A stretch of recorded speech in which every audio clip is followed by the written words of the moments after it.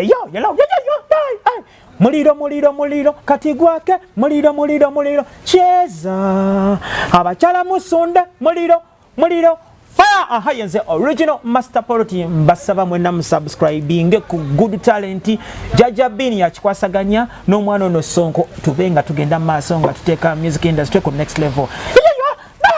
Okitegeera sigala yenze abantu following abatugobera tuli ne Master Parot onako olwaleero. Yo Master Parot wenjule mu nyenjula nga mwokolanga intro mu studio ne bagamba nti yo yennyini yo muliro kati gwake cheza abachala musunde muliro fire. Aha, yenze original Master Parot, original the dancehall veteran wano mu Uganda. Tuli wano ne bachali bange twagala kwogera ku stories za music wa watu se paka ku lockdown eno je tuli mu ya pandemic ya COVID-19 pandemic.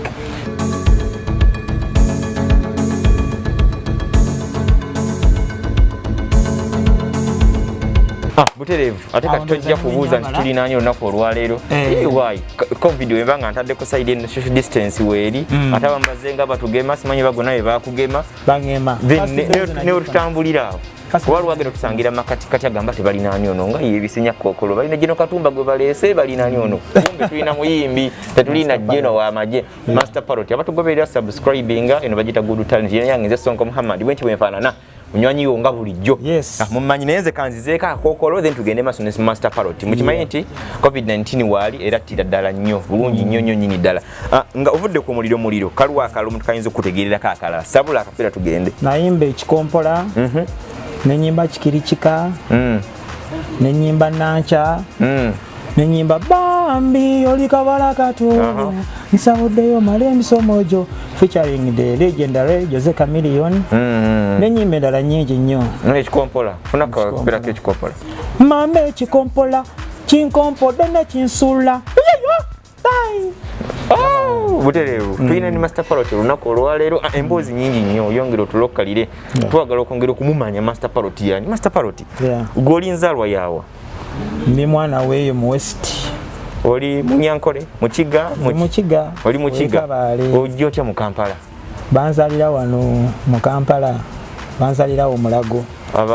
bamaama ne taata be bava eri mu West naye bo ne bakuzaalira wano mama Muganda Nakayiza Josephine then tata mukiga Byanje Jackson mukama abakumi bakyali balamu amanya gali ageyo mu West agaddala ng'ovudde ku Master Parot agakola ssente munange eno nina amanya ana nina Kwijuka Davis Sifayo David kati ensonga eri bweti nti bwe baali banzaala then muzeeyi mama ne bawukana ne muzeeyi taata kati muzeeyi taata yali ampadde Kwijuka Davis naye bwe ngenda okuregisteringa mu P7 already baali bampadde amapya wano ku Bukojja Sifayo David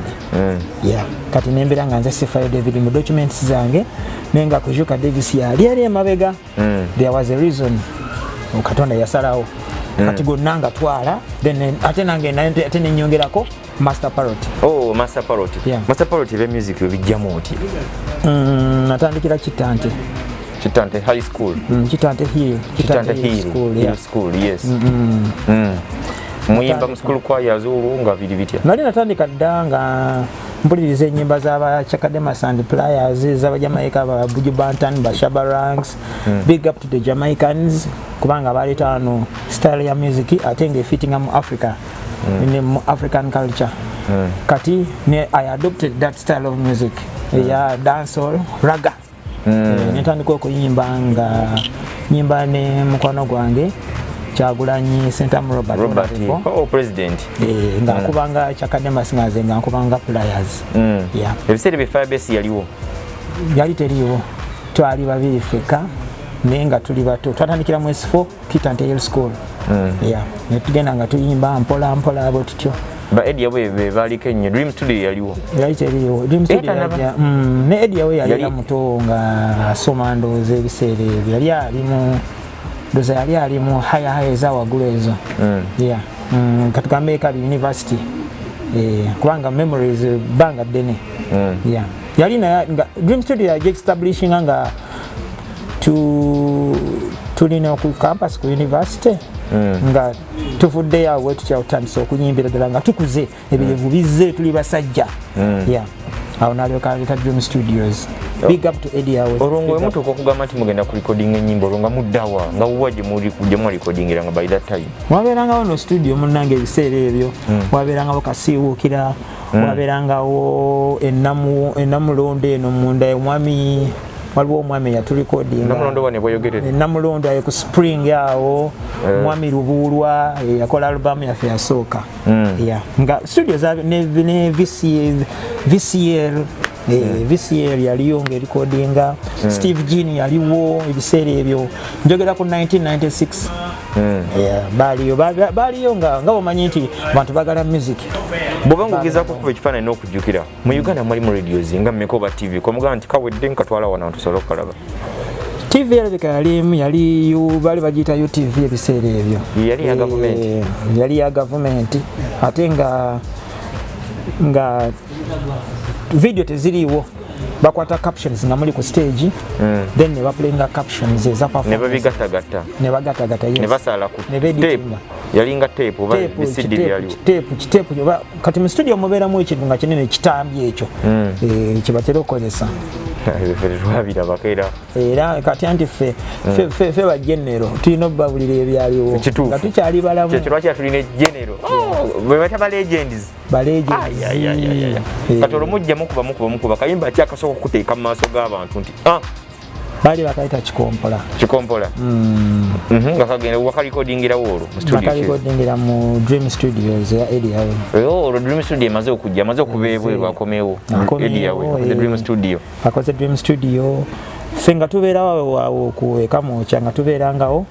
then twali twakubakubadde ennyimba naye nga tumanyi nga bw'onoobeerawo ng'oli artist ng'omanyi nti twali tubulamu just production era nebaza nnyo Eddie Yawe nti yaleeta production eyo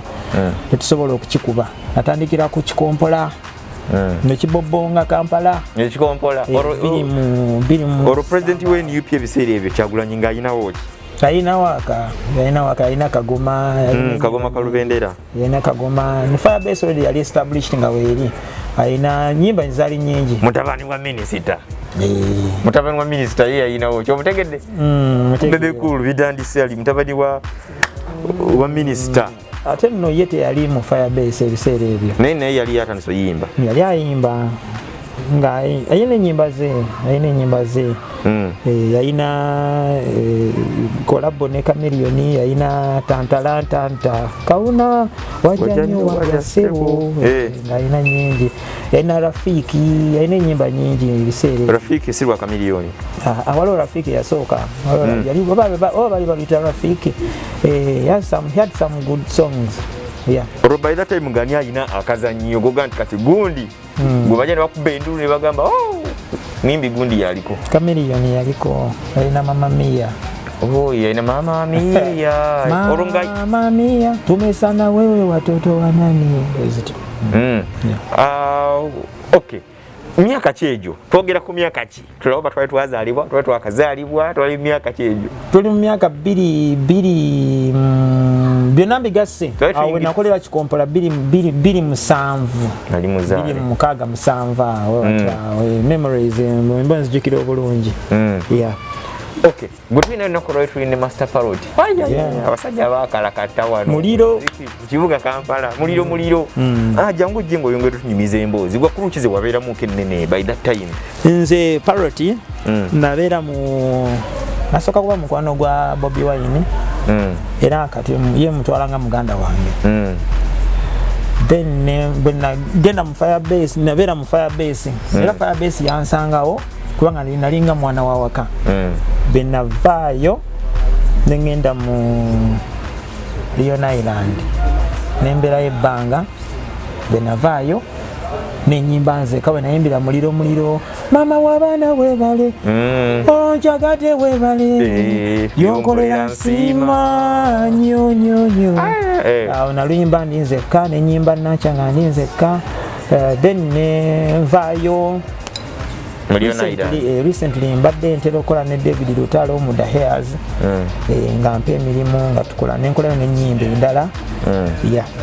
ngolo kiki ekijja kigamba oveeno oddeeno lwaki byalinga obizibu ki greener pastures nga bonoga business ozimanyi ogamba kanze wano nzire wano kanze ate tukula n'obanga oli muntu mukulu ne wabaawo ensonga singa wali wakoze bukuzi oli badde otandika kikyo netuliranga katisoko tunyumiza emboozi okuva mu firebase lwaki ekijja ekibaawo kubeerawo n'emboozi ezafuluma ku bantu abalala nvudde eno kubanga gundi yali akola bwati simafe tetukolakulana naye akola bwati kati gwe emboozi kye yali awo kakati ng'omuntu omukulu mu firebase navaayo lwakubanga nali nkuze nga nandisaanidde okuba n'ekibiina ekyange naye ate nali sikimanyi ebiseera ebyo bwe navaayo nagenda mu Lion Island olw'ensonga njagala nnyo by the way ne sita yange libro egamba bwetyo nti njagala nnyo nina ekisa njagala nnyo kolagana n'abantu I take myself to be I believe in people nti gwe oli bulungi nange nja kuba ki bulungi that's why kyekyantamuzanga nekinzija mu firebase kitute mu Lion Island nkozeko ne David Lutalo nga nze sifaayo bwe yakulembera ng'erinnya lyange sifaayo nga sifaayo bankulembedde as long as I have food on the table bread on the table oba ani akulembedde nze as long as I sing neno munange nga siwe biri omuntu olina okubaamu ne leadership skill nti olina okuba nga gwe mukulembeze gwe bituukako gwe ate nawe n'okola ki nawe n'oyongerayo kati kino nkiwaaba artists mwenna bali mu bibiina waliwo emyaka gy'ogenda otuukako nga osaanidde naawe okutandikawo ekikyo ate abaana abalala babeere nga bagoberera ggwe mulimu emyaka gy'otuukako ng'osaanidde okutandikawo ekintu ekikyo okay tulina Master Parot yakatweyungako genda maaso beri ngo subscribinga emboozi nyingi nnyo nyingi ddala so tukyagenda mu maaso kati hamujja mukuba omuziki gutambula music muno mulimu ebintu bingi gwe ebbanga lyobadde up to now waliwo bangi abagenzi waliwo abalwadde biki n'ebirala bintu ki omanyi kati bimu bikubuuza naye waliwo abatugoberera abato yes okumanya n'okuyigirako bityo biyinza okugamba nti bannange oba oyagala okuwangala obeerwa ebbanga lyonna nga gundi tubadde nga tubibalamu kola bwoti because muise bingi bavugira muliro pikinya ku stage abantu ne balaluka abantu ne bagwedda lwawo biki byoyinza okugamba nti nyinza okuyewaza omuntu especially abavuka bajjambya music omanyi music abane music nayo sector industry eyimiriddeyo nga yo nze kyempa aba artists mbasaba bakiririze mu Katonda omwaliwa ali waggulu eyo step 1 step 2 babeere ne discipline step 3 tebapowa babeere ne determination abayimbi bajja ng'olaba ayimba ng'ono ayimba ng'oli n'okuyiyayiya ng'ono nga talina kipya kyaleeta n'awangalira emabega w'ekisikirize ky'omuntu eno ensonga gy'ensembyayo nkulu nnyo kino kigenda kuyamba naffe n'abaliddawo abayimbi abato mubeere batonzi mubeere ba creators muyimbe ennyimba nga tezifaanagana however much amaloboozi gasobola okuba nga gakola ki naturally naye ate mubeere ne ideas ez'enjawulo gwe nga artist tewali nsonga lwaki oyambala ng'omuntu n'oyimba ng'omuntu n'oyogera ng'omuntu n'otambula ng'omuntu n'osula ng'omuntu otoleese kipya let artists abajja babeere original nga wagasako ziri ensonga okutya Katonda kujjudde byonna tebajja kulimba nti wano waliwo amaanyi kanko ekyokulabirako mu Uganda okubeera omugagga miracle that's why churches have bantu bangi bajjula eyo mu nsi ziri ezaakula okubeera omugagga kola mu Uganda artist okuba obulungi bakijjewo nti nno miracle saba Katonda okole wowe ne time nti mu myaka bwegiti nja kuba bwenti bwe nabankoze bwenti ne bwenti kana discipline ne babeera original kisinga okunuma nti ntunula bwenti ndaba mu Uganda nga tulina branding nga 3 ono omuyimbi yasooka wajja abasigadde bonna bagoberera oyo ne bayimba ng'oyo which is not bad karate neeyisa n'enjogera ne theme ne title z'ennyimba ze bayimba ng'owulira bonna batambulira mu layini ey'emu otulina omuyimbi najja nga muwala n'ayambala nga bw'ayambadde abayimbi ate bonna abajja abato myaka 19 bonna bambala nga ye ku stage bakola nga ye kati tetulina brand nsaba aba artists abali eyo yandabe kuba artists nga ye ajja ku stage ne piano nga kubye ebigoye biwanvu wala mulungi nnyo nsaba tufuneyo ba artists ajja ku stage ne ndongoje nasooka gisundira like for 1 hour nga bwayimba bakuleetingewo ebipya ndowooza artists wadde eddoboozi lye balifangana n'eryo lyaliwo ajje ng'ayimba completely ghetto nga alwanirira abantu ba mu ghetto nga album yonna completely ki ghetto. However asobola okubaamu ne love naye nga theme alina kyaleese ekipya ffe eno omwana omwana ono nno aleese atandise okusiiga ensi. Artists, we are creators and we are in the entertainment industry. It is creative arts. Kasitono jja n'oyibanga Parot n'okola byenkola n'ongoberera kitegeeza tulina baparoti bameka? Baparoti babiri. Jangu ng'oyibanga Parot gedoboozi gweri naye ng'ate gwe oyina by'oyagala okugamba abantu ebipya byesoogerangako. However much oyimba ku laavu oyina engeri gy'ogireeta mu ngeri ki? Awo tugenda kuba music agenda wala. Yeah. Okay, ndowooza abayimbi abato abajja ndowooza mufuna enjawulo gwe tuli naye legend bayita ba legend Geno nze njala kompyuta Geno tulina generali Geno Parot gwe tulina ennaku lwalira za kuba ennyimba nyingi nnyo muliro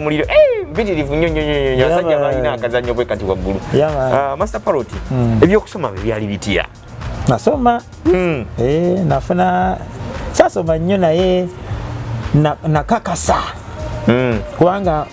okusoma olina kukakasa nti ne oba okomye mu S4 ng'ogikoze eki? Ogikoze bulungi. Ogitegedde natulanga mu makkati awo bwe nti nentunira bwe nti teacher S4 nenjimala S6 nenjimala nenfuna diploma mu performing arts Makerere University ne bantikira era ndi professional artist byonna ebya art diploma gifuna mu performing arts University of Makerere.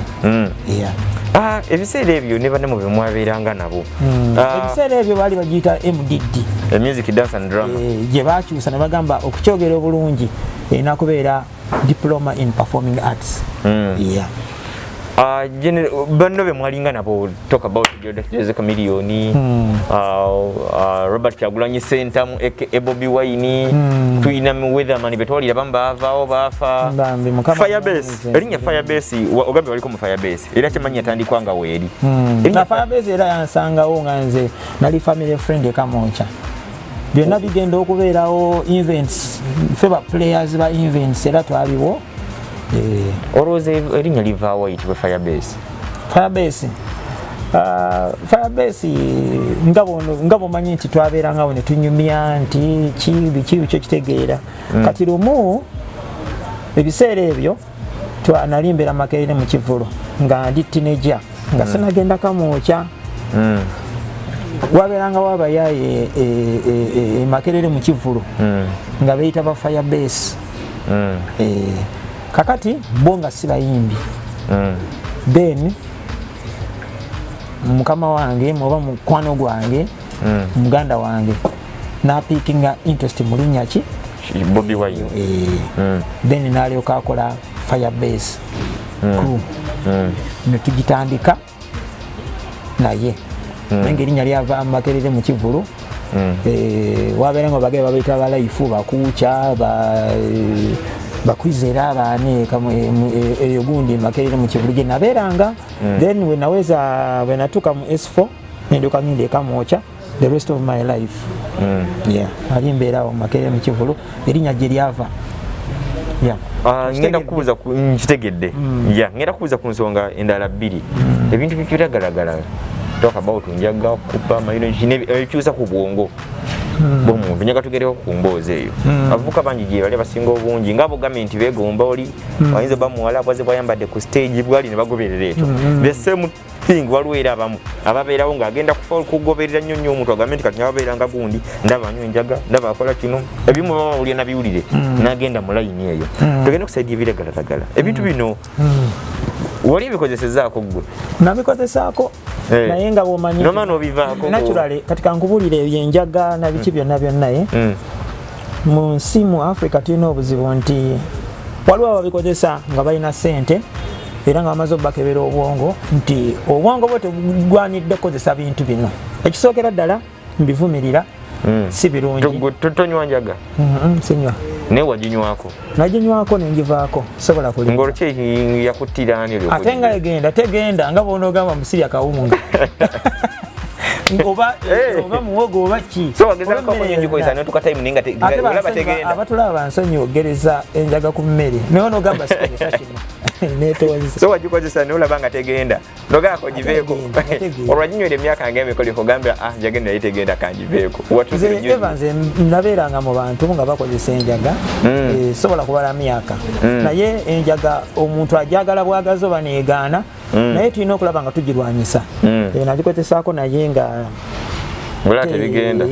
Oluvannyuma lw'emyaka egiwerako nga tegenda n'ogamba enjaga eno kangyesonyiwe. Era okula ate okula mu bantu kwanjawulo waliwo akulira ku myaka 2, waliwo akulira ku 4, waliwo akulira ku 5 kubanga we are human beings, we are not supernaturals. We can't control that. Yeah. So abantu be mwalinga nabo n'abalala kuba twagala okutwongera okusingira abavubuka abatulaba kifaananyi enjaga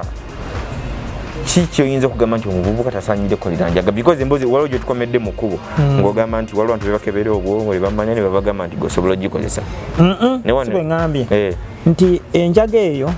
mulimu abalina emitwe emigumu nga bagikozeserawo mukuba nga bakwatako naye nga tebakosa nnyo ne wabeerawo ate nga gwe tewandisaanye wadde kujesembereza wadde naawe olina omutwe omugumu era naawe tewandisanye kola ki yesembereza kyembadde ngezaako okugamba nti enjaga eno ba artists banyabadde bagibeera wala kubanga twagala healthy mind healthy body basobole okuyimbira abantu ebikola ki ebitambula ebyamakulu wakiri basigaze omwenge onywako ecupa emu 2 3 n'okola ki nodda ku mulamwa naye enjaga eno tuli mu Africa tukyakula bukuzi abasawo tebamala tewali ssente ekyenjaga si kyakakati baana naddala abaana ba ghetto tulina okulaba gavumenti erina okulaba ng'erwana nnyo enjaga ekole ki ebengevaawo ffe Katonda yazza bibi kusanga singa teyazza bibi mwali badde abamu nga temuliiwo bannaffe abasinga bali mu rihabu abantu abamu bagwira ddala eddalu abamu yabaviirako okufa tebasobola nakwekuŋŋanya kulaba nga bakola ki nga badda bava ebigambo ebisobola okuyamba industry ate nga balina obukugu bw'amaanyi kati nze nyumya byakamwokya nyumya bya Makerere mu Kivulu nyumya bya Makerere University nyumya bya Bobi Wine Chameleon David Lutalo ate waliwo asobola okunyumya ate ebyewa ebyembale bya ate ali eyo ya Masaka obanga bisaidye bona tubeetaga babenga bali sound mind the same thing era waliwo ekintu ky'okuba nti kati abaana bafunye nnyo obulwadde nga bula nti wano tubasanze olunaku olwali mbadde mugenda masolo nga mukubiriza abavubuka especially abayimba abali mu bitone babiri nga beekebeza obulwadde bino mumuje mubyewala mutya because omuyimbi nga gwalina akazannyo bwoti e Uganda bw'oba mukazi abasajja bakutania baba bayitirivu nnyo era buli omu aba ready okuteekawo pasente mmeka alabe nti at least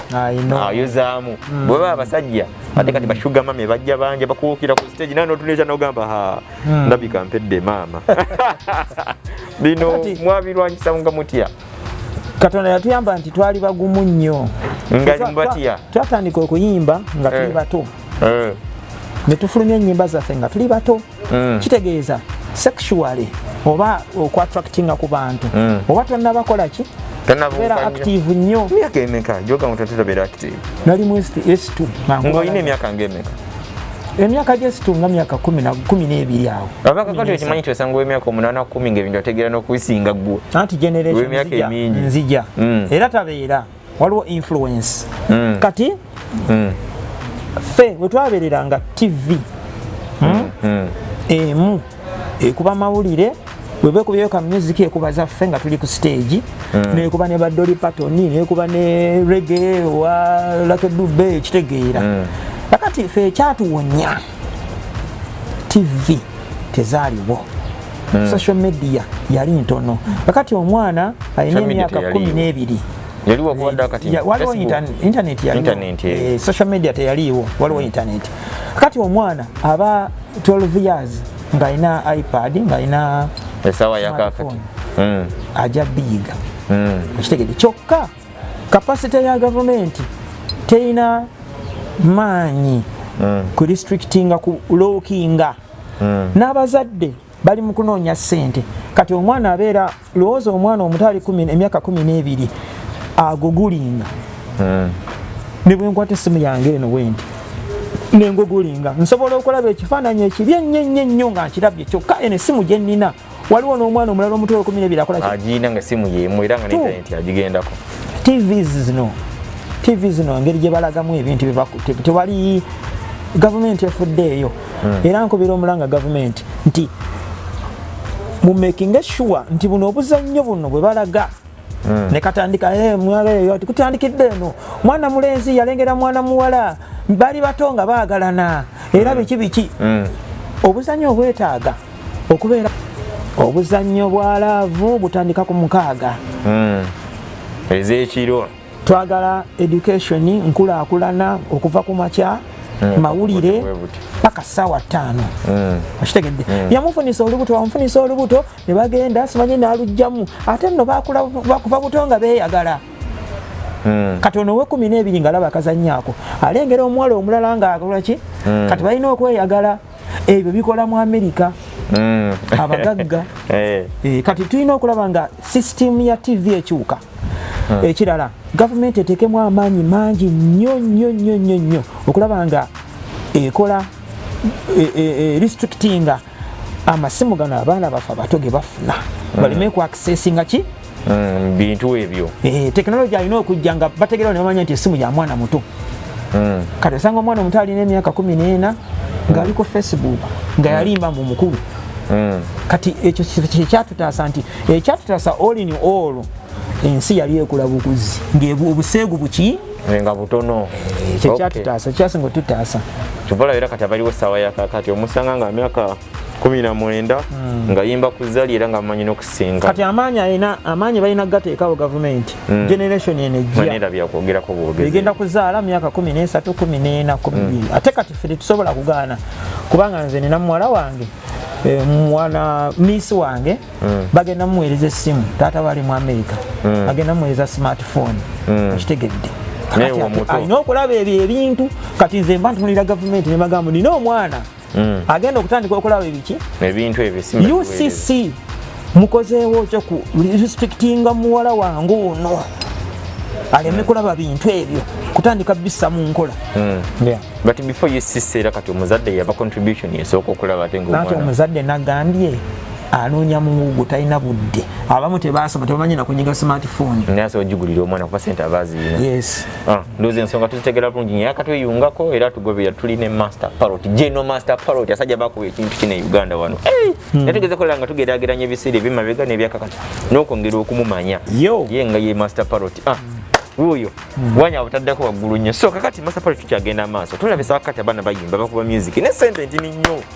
oba okiraba mu ebiseera biri bwemwakubira nga tawulirangawo bakasiwuukira baali n'abalala abalingawo ng'olowooza njawulo kinyinyi gy'olaba wisa kakati ng'olaba nga sente ntono kubanga industry bagyonoona nze we nayimbira alubamu yange mama w'abaana weebale yafulumira mu Lusini mu 2000 Lusini Enterprise yafuluma Abitex yanconnectinga netugifulumya Abitex yali omukazannyo okuba tayimu eyo yes Abitex wamaanyi yanconnectinga netugifulumya kakati music yayonooneka atya nti abayimbi abayimbanga edda sigenda bamenya manya nga music waabwe si muganzi batandika okugaba music ku street ku bwereere n'abemabega twayimbira ffe bamisaaki bagulanga ennyimba zaabwe ffe ennyimba zaffe bazigula Kyagulanyi bamugulanga biki kakati waliwo abayimbi abatandika okujja ne bafuna ate okwagala okututumuka nga banoonya tutumuka ku bwereere kakati abaali bagula ne bakikola ki ne bakiyimiriza nga balaba tebafunamu kati aba music we yagwira era gavumenti erina omulimu gw'amaanyi okulaba nga music emukola ki emuzza ekomyewo stores ezo libraries ezo eza music ekole ne copyright law etandika okuluma naye nga I have information nti they are working on it the government the they merged with the URSB, UCC okulaba nga corporate eddamu okola ki kubanga ekola then music tumujje muki mu bantu addeyo muki mu stores ne ku internet kati ekiriwo kyekyo nti baamuonoona nga bagaba wabwere oli bwafulumya akayimba kati akako kali mu store kati omuyimbi omunene afulumya akayimba n'agaba CD Bugabi nazigaba ku studio ogenda okulaba nga omuyimbi oluyimba lufuuse eki kati olufuuka hiti n'agenda ku shows neerabira nti ate music alina kuba mu library nga niwoba toyimbye ofuna ki ofuna sente yali greed y'aba artists abamu abatandika ng'ogaba music that's why abenda kusoma tebakola ki tebafuna watundako ku music eri aba abantu ne bakuwa sente olonga bayinza okugula sente nga mmeka bwogeraganya ne muzaakakati kyange naye nga kyali nga kyonga wano olyanga notasobola ofulumya album emu naba nga akazanya akamaliriza nga sente afuna nyingi nnyo kyali kisoboka nga agulako n'ennyumba n'agulako n'ettaka naye nga bwe gambye music yafiira awo buli kimu nekikola ki nekibanga kyonooneka naye kati nsaba aba artists kino kyankiyiseewo mujje mu Uganda Musicians Association UMA tubeere wamu government esobole okutuyamba kubanga tesobola kutuyamba nga tetuli wamu mujje mu Uganda Musicians Association mwewandiise n'ekirala waliwo kampuni ejja y'amaanyi bagiyita Yuga Tunes egenda gula music w'abantu okuva ku bakadde n'abato then nga sente ozifuna okuva ku ki okuva mu Yuga Tunes kubanga mukimanyi bulungi abayimbi tuli mu lockdown tetumanyidde bali tugula n'olwekyo tuyina mu biseera bino ebizibu muyina okujja ne tubeera mu bwe tuti tusobola okuplaninga tugenda kubeerawo tutya mu lockdown eno naye baba nakisusola batyo omuyimbi natali muyimbi kuba kati buli mmoja ayimbayo kamwawo ateekeyo yajja mu 70 omulaba yayimba n'afuuka omuyimbi n'abalowooza bonna tebafuuke bayimbi ne bayingira artist n'ekirala nakuba ebivuga artist naye abasobola okuwandiisa mu UMA abatasobola aba n'obukugu obusinga n'alina oluyimba olumu kubanga asobola okukwata instruments n'azikuba n'agamba amaze emyaka 2 nga nkuba instruments kati you can't ignore such a profession, such a talent n'agamba amaze emyaka 15 nkuba ngoma okitegeera oyo naye alina okujja mu ki mu UMA oli n'agamba amaze emyaka producing ennyimba kati oli newabanga muto kubanga we have a vetting committee y'amaanyi esobola okutunulira omwana nga alina emyaka 19 ng'alina oluyimba lumu oba nga agenda dulikodinga enkya n'ayimba n'akasuka eddoboozi ne musaasaana kati yo naye tuba tukola ki oba mumwetaaga Master Parot obudde bwetukwata ntegeddeko tulina wala tulina okugendako mu studio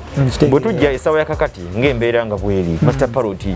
omuntu ng'asobola okunoonya nga takulabako ku nnyimba ziriwo zitambula essaawa yakakati tebaleka lukuba covid awo ng'ajja kiki ekyakusolowinga mudown kubanga kintu tekyali waggulu nnyo omanyi covid yammalamu amaanyi kubanga bwe yajja bw'oproducing ennyimba oba tewali nsonga lwaki ozifulumya nga togenda ziyimba ku stage kubanga bye twasigaza ekyokubiri nga internet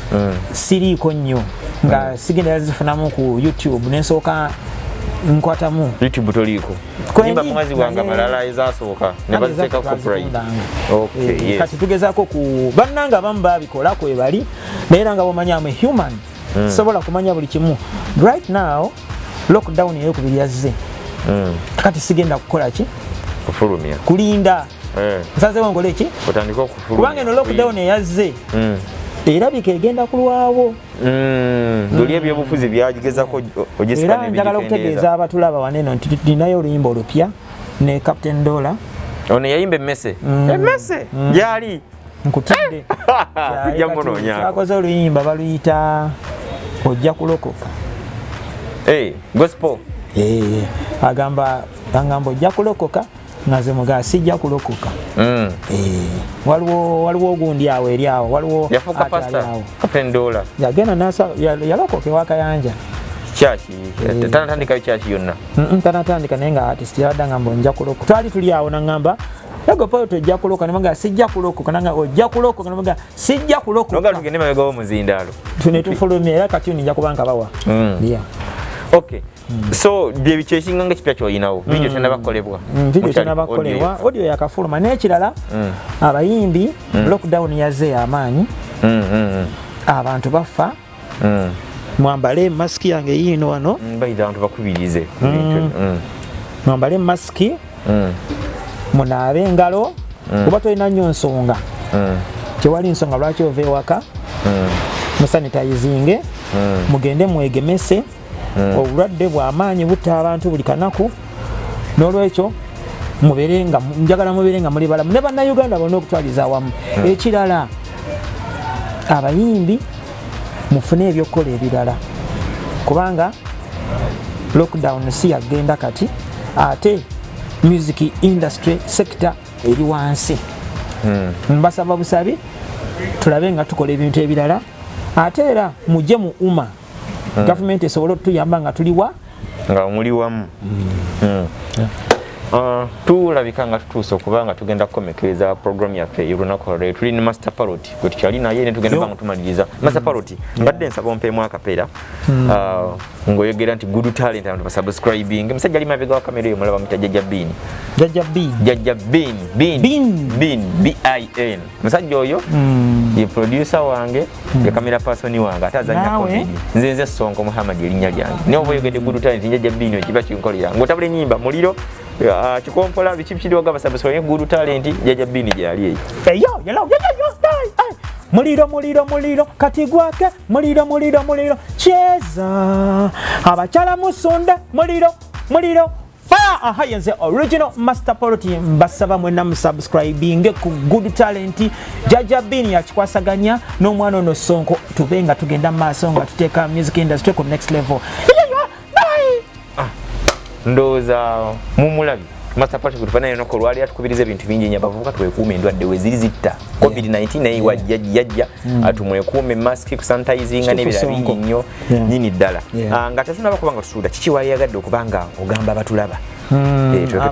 abatulaba mbagamba ekintu kimu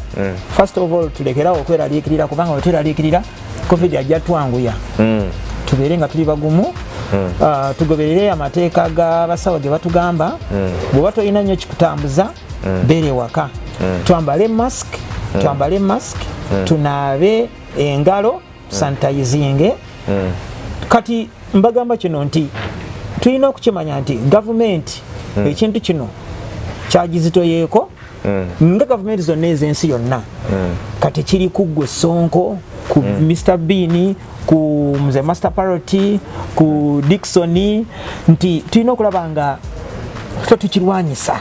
bwe tunayambala masiki ne tunaaba engalo gavumenti neraba nti COVID yakendedde abasawo ne balaba nti COVID twamulwanya ffe tulwana kati ffe magye gaki ag'okutaka galwana kati tetugenda kwekwasa bakulembeze bali abali eri wabula ffe kale nga bweyambadde masiki nga nze njogera n'omulala ayambale masiki tulabe nga tulwana bwe tutalwane wano pulezidenti asobola okukomawo nga bayise weeks 2 n'agamba nti emyezi emirala 2 oba agamba lya manzi kule baba banga abantu bagala manya Parot agamba tugende bano bategere ligamba nga sikoli naye basi nama kunywamu yo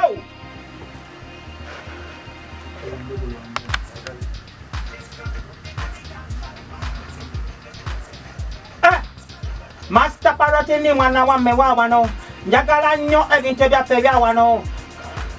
kanziremu ndasoka nkubeeza ennyaso genyinde musikyo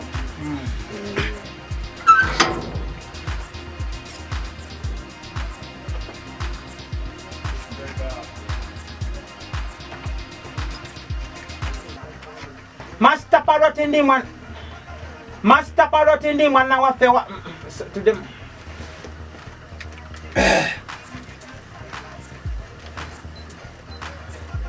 Master Parot ndi mwana wamme wa wano njagala nnyo ebintu byaffe bya wano kano kanyumire nnyo abakyala ba wano mwe bamaama ba wano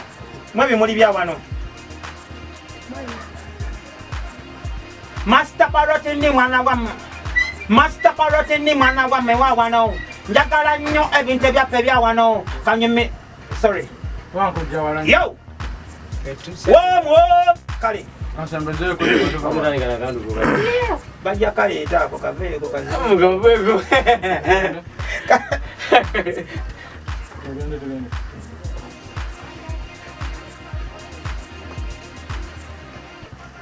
Master Parot ndi mwana wa mwe wa wano. Njagala nnyo ebintu ebyaffe bya wano. Kano kanyumirwe nnyo abakyala ba wano. Mwe bimuli, okay. Master Parot ndi mwana. Yo, Master Parot ndi mwana wa mwe wa wano. Njagala nnyo ebintu ebyaffe bya wano. Kano kanyumirwe nnyo abakyala ba wano. Mwe bimuli bya wano. Mwe bamaama ba wano. Nkaddemu? Koyo kamu. Koyo kamu eh? Musowani gagala. Ageso nyo. So basaka recording kama. Kateka ko kakana ya kale.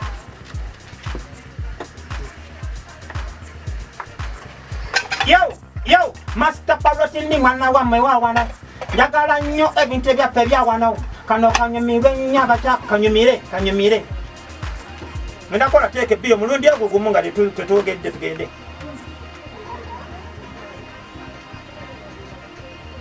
Yo, Master Parot ndi mwana wa mwe wa wano. Njagala nnyo ebintu ebyaffe bya wano. Kano kanyumire nnyo abakyala ba wano. Mwe bimuli bya wano. Mwe bamaama ba wano. Nkaddemu gumu kati ya. Kanyumire.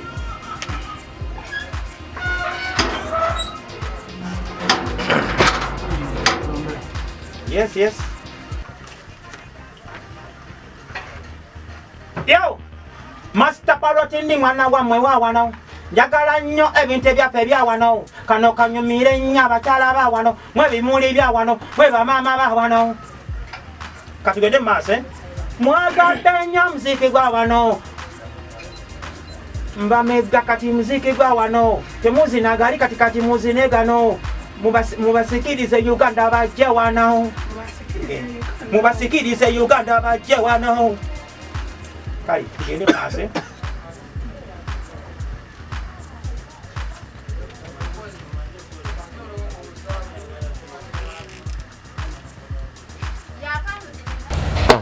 Ndoza